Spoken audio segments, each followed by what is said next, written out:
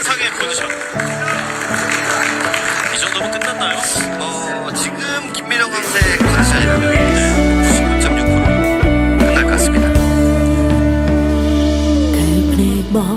ចាប់ផ្ដើមលេងហ៊ានមើលអូនចំ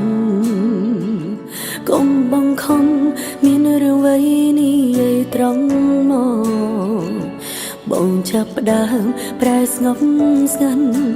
មិនដូចគ្រាកូនបងអូនអាចស្មានដឹងថាបងបំរុងចាំងចេញទើបយ៉ាងណាជុំឬនោះគឺបងអ្នកជ្រឹងដឹងច្បាស់អូនគ្មានសិទ្ធិសម្រេចបើបងយល់ពីអារម្មណ៍អូនពេលនេះតែបន្តិច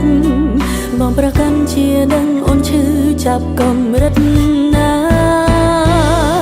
គឺអូនជាអូនដែលត្រូវបាត់បង់รู้មក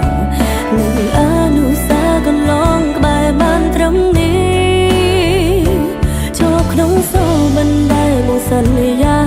អ្នកណាកុំដោអូនពេលនេះភាពរីបងកំពុងមានគឺគ្មានរូបអូនគឺអូនជាអូនដែលត្រូវឈឺចាប់រីងរៃអូនគ្មានអន្ទីពលវ័យអាចខាត់ខាំងបងថាបងត្រូវការសេរីភាពបងថាចង់ធ្វើតាមបេះដូងអូនមិនត្រឹមប្រើពាក្យលងលងសម្រាប់ខ្លួនឯង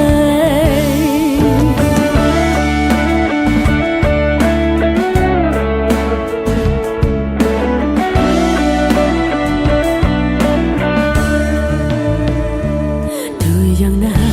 ចុងរនោះគឺបងអ្នកជ្រឹងត្រូវឬខុស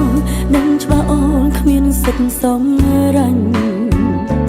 បើបងយល់ពីអារម្មណ៍អូនពេលនេះតែបន្តិច